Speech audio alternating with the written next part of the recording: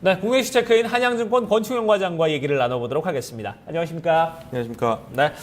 자, 오늘 권충현 과장과 함께 나눌 얘기 어떤 내용인지 먼저 확인을 해보도록 하죠. 자, 글로벌 쩐의 전쟁의 시작이다 이렇게 짚어주셨는데 사실 좀 지난 주말에 좀 여러 가지 사건들이 있었습니다.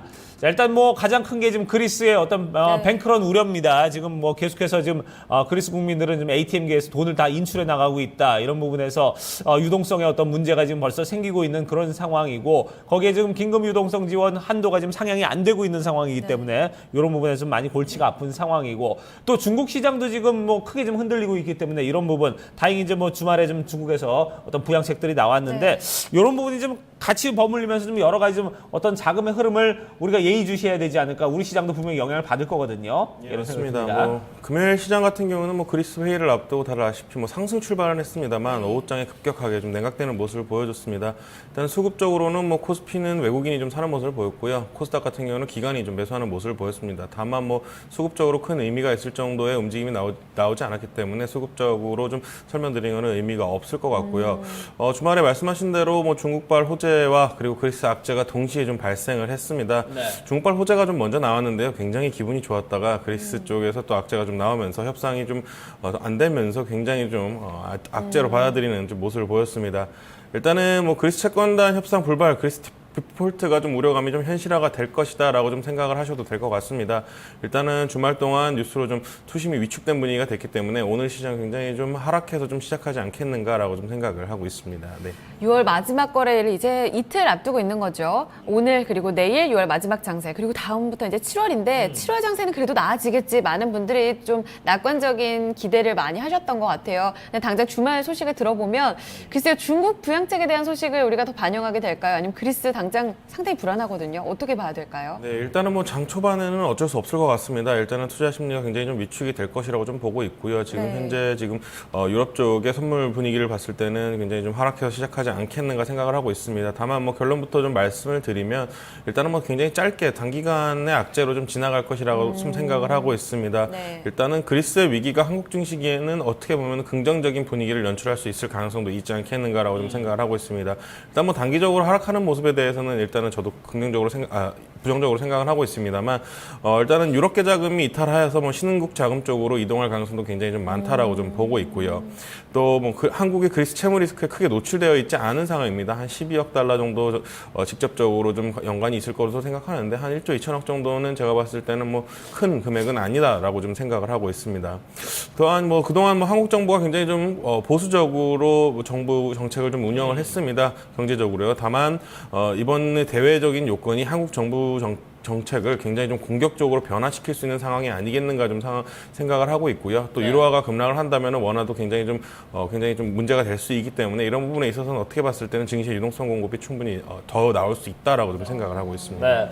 우리 같은 경우는 지금 뭐 이제 추경 얘기가 나오면서 좀 시장에 좀 돈을 풀어 넣으려는 지금 이런 정부의 어떤 의지가 보이고 있는데 이런 부분에서 지금 반대로 좀 유럽은 지금 유동성의 어떤 문제가 지금 야기가 되고 있고 이러다 보니까 또 미국 금리 얘기는 쏙 들어가는 상황이거든요. 이거 완전히 지금 뭐 시장에 지금 묻혀 있는 지금 이슈들에 묻혀 있는 이런 상황들인데 어떻게 좀 우리가 지금 이런 상황들 좀 다시 되짚어 볼 수 있을까요? 네, 일단은 뭐 그리스나 뭐 한국의 기회라 그러면은 저 무슨 말씀을 하시는 건가 이렇게 좀 생각할 수도 있으실 것 같아요. 일단은 뭐 유럽의 경제 무제한 유동성 공급으로 한 2년 동안 계속해서 유동성 공급으로 경기를 조금씩 부양시키고 있었고 이제 막 턴어라운드 하는 모습을 보였습니다. 다만 뭐 그리스로 인해서 그동안의 좀 긴 노력, 힘들었던 노력들이 한순간에 좀 수포로 돌아갈 위기에 놓여 있기 때문에 지금 현재 채권단 쪽에서는 굉장히 발을 좀 구르고 있는 모습입니다. 만약 뭐 그리스가 디폴트를 선언할 경우에는 유럽 쪽에서 제가 봤을 때는 추가적으로 경기 부양책이 더 세게 나오지 않겠는가라고 좀 생각을 하고 있고요. 그렇다면 오히려 증시에는 좀 강한 모습을 보일 수도 있겠다라고 좀 생각을 하고 있습니다. 네. 더군다나 뭐 미국 같은 경우에는 방금 말씀하신 대로 금리 인상 얘기가 굉장히 좀 시기가 늦어지지 않겠는가라고 좀 생각을 하고 있습니다. 금리 인상을 하지 않아도 달러화 강세가 좀 예상이 되고 되고 있기 때문에 달러가 강세가 되는 모습에서 금리 인상을 다시 한번 진행을 한다면은 굉장히 어떻게 봤을 때는 미국 경기에도 좀 치명타를 입을 수 있는 상황까지 와버렸습니다. 그렇기 때문에 이런 부분에 있어서도 어떻게 보면 긍정적으로 좀 받아들일 수 있는 분명히 상황이 올 수 있다라고 좀 생각을 하고 있고요. 또 그리고 일단 단기적으로는 한국 경제는 뭐 어느 정도의 위기는 된다라고 좀 볼 수 있습니다. 다만 환율로 인한 뭐 유럽발 수출 정도의 타격을 받는다고 좀 생각하시면 될 것 같습니다. 다만 뭐 대한민국 정부가 제가 봤을 때는 가만히 있지 않겠다라고 좀 보고 있고요.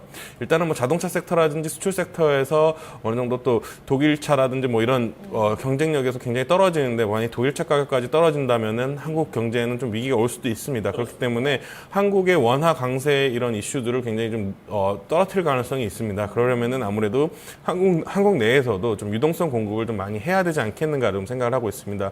그렇기 때문에 뭐 중국이 금리 인하를 하면서 한국도 추가 금리 인하할 어느 정도 좀 명분이 생겼다라고 좀 생각을 하고 있고요. 그리고 추경 예산도 좀 추가적으로 더 늘어날 수도 있다고 생각하기 때문에 한국 그동안 뭐 유동성 공급에 굉장히 좀 소극적인 모습을 보였지만 뭐 강하게 좀 대응을 하면서 오히려 한국 시장은 좀 메리트가 있을 수도 있겠다라고 좀 생각을 하셔도 될 것 같습니다. 네. 자, 우리는 이제 제조업 수출업이 좀 문제입니다. 어떻게 보면 진짜 유로화 약세 이런 부분이 이어진다면은 자동차 같은 경우 관세도 지금 이번 달부터 이제 7월부터 또 떨어지는 상황이기 때문에 여기에다가 좀 이런 유로화 약세까지 같이 버무러진다면은 사실 좀 유럽 자동차 가격들 좀 조정이 있을 가능성이 상당히 높고 그러다 보면 이제 우리에게 어떤 수출 경쟁력에 좀 문제가 발생할 수도 있다.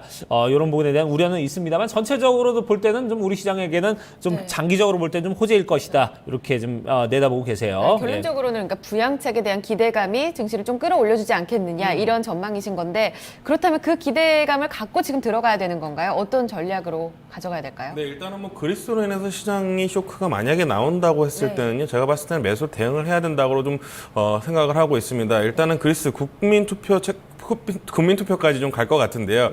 일단은 채권단의 의견으로 갈 가능성이 굉장히 높다라고 좀 생각을 하고 있습니다. 일단은 뭐 디폴트를 한다 그래가지고 또 돈을 안 갚아야 되는 부분이 아니기 때문에 국민들이 또 갑자기 좀 들고 일어나는 모습을 좀 보이는 것 같습니다. 그렇기 때문에 뭐 국내적으로도 뭐 어느 정도 국내 이슈들도 많이 해소가 된 상황이기 때문에 이런 부분에 대해서 좀 호재성 뉴스가 나와준다면 시장이 또 다시 한번 강하게 반등할 가능성이 높습니다. 그리고 코스피 같은 경우에는 현재 지수가 크게 부담이 없는 수준이기 때문에 만약에 이 부분에서 좀 하락이 나온다고 했을 때는 매수로 좀 대응하셔도 되겠다라고 좀 생각을 하고 있습니다. 그리고 뭐 3년 동안 뭐 계속되어온 유동성 장세의 마무리 국면이었습니다. 뭐 전 세계적으로 뭐 금리를 인상하면서 그리고 유럽 같은 경우도 올 연말부터는 좀 어느 정도 유동성을 마무리를 하려고 그랬는데 그리스가 뭐 다시 유동성 장세를 좀 유지를 시켜야 되는 명분을 좀 줬다라고 좀 생각을 하기 때문에 일단은 금융시장 쪽에서는 어떻게 봤을 때는 좀 아시아 쪽, 신흥국 쪽에서는 좀 어떻게 좀 제가 봤을 때는 좀 호재로 받아들일 가능성이 굉장히 크다라고 좀 생각을 하고 있고요. 신흥국 시장이 좀 어떻게 봤을 때는 좀 기대가 됩니다. 또 직접적인 여파가 크게는 없을 거라고 좀 판단을 하고 있기 때문에 오히려 반대로 좀 매력도가 높아져 있다 그렇게 좀 생각을 하고 있습니다. 네, 사실상 그리스 디폴트 우려감이 커지게 되면 신흥국 자금에서 상당히 좀 신흥국 자금이 이탈되면서 우려감이 커지는 게 아니냐라는 시나리오들이 참 많았었는데요. 이 권충현 과장께서는 오히려 이 위기가 기회로 돌아설 수 있다라는 쪽으로 집중해서 전략을 살펴주셨습니다. 오히려 한국 쪽에서는 경기 부양에 대한 기대감이 커지면서 이 부분이 증시를 끌어올려줄 수 있다고 말씀하셨고요. 이에 따라서 그리스 이슈에는 오히려 매수로 대응해보자라는 전략입니다. 참고해보시길 바라겠습니다. 자, 한양증권 권충현 과장과 이야기 나눴습니다. 감사합니다, 과장님. 네, 고맙습니다.